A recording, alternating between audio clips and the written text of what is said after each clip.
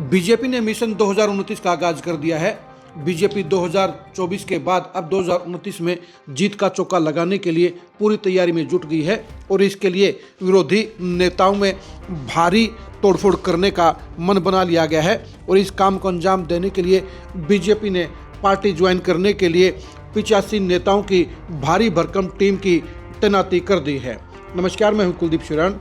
आज हम खरी खरी न्यूज में चर्चा करेंगे बीजेपी का मिशन 2029 के आगाज का, प्रभाव का, इम्पैक्ट का और उनकी प्लानिंग का।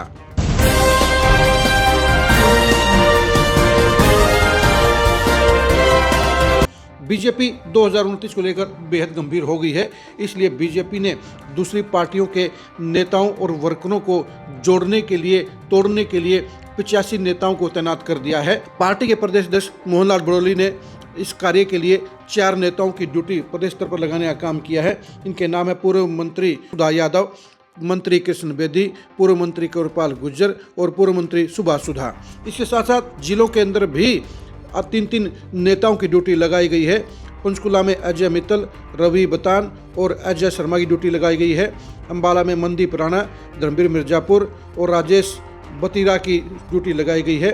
यमुनानगर में राजेश स्पस, वेदपाल एडवोकेट और रोजी मलिक को ये ड्यूटी दी गई है। कुछ क्षेत्र में सरदार तेजिंदर गोल्डी, दीपक शर्मा और राजकुमार सैनी की ड्यूटी लगाई गई है। कैथल में ज्योति सैनी, अमरपाल राणा और मुनीश कठवाड़ को ये दायित्व सौंपा गया है।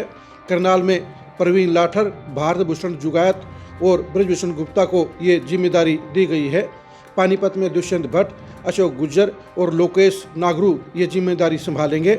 सोनीपत में अशोक भारद्वाज, सतीश नांदल और ललित बत्रा के हाथों में इसकी कमान होगी। गुहाना में विजेंद्र मलिक, किरण कलकल और बलराम कौशिक ये दायित्व निभाने का काम करेंगे।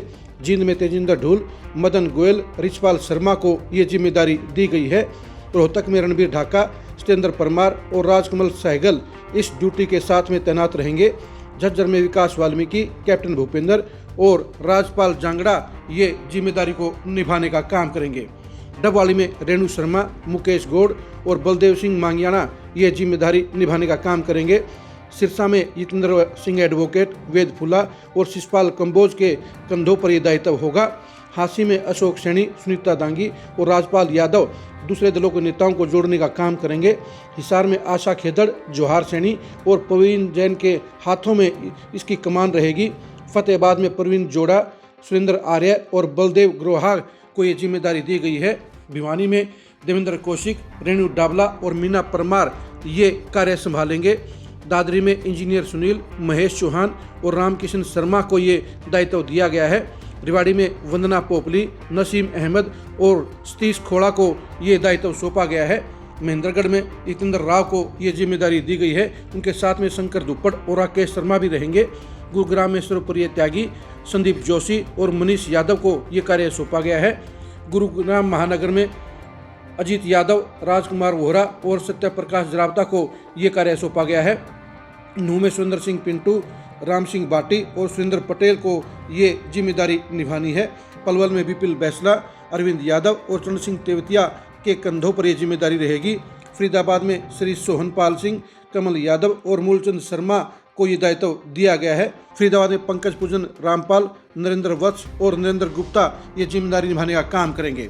यानी बीजेपी 2029 को लेकर पूरी सीरियस हो गई है और इसलिए दूसरी पार्टी के नेताओं को तोड़ने का मिशन शुरू कर दिया गया है। इस कार्य में आम वर्करों से लेकर ए, बी और सी ग्रेड के नेताओं को बीजेपी अपने साथ जोड़ने का काम करेगी। वैसे तो बीजेपी के पास नेताओं की कमी नहीं है, उसके पास एक एक सीट के ऊपर कई दावेदार है, लेकिन अभी भी 2 दर्जन सीटें बीजेपी को ऐसी नजर आती है जहां पर उनके पास अभी जिताऊ कैंडिडेट नहीं है और 2029 में 2024 से बड़ी जीत हासिल करने के लिए ही मजबूत नेताओं को बीजेपी दूसरी पार्टियों से तोड़कर अपने साथ जोड़ने का काम करेगी और इसलिए मोहनलाल बड़ोली ने इस बम्पर टीम का ऐलान किया है। इनकी जिम्मेदारी लगाई गई है और अब ये सभी नेता अपने अपने जिलों में और राज्य स्तर के ऊपर मजबूत नेताओं को बीजेपी के साथ जोड़ने का काम करेंगे। आप मोहनलाल बड़ोली की इस बड़ी टीम के बारे में क्या कहेंगे, कमेंट करके जरूर बताइए। क्या बीजेपी 2029 के लिए इस बड़ी टीम के जरिए, जंबो टीम के जरिए विरोधी नेताओं में बड़ी सेंध लगाने का काम कर पाएगी? इसके बारे में आप क्या सोचते हैं, कमेंट करके जरूर बताइए।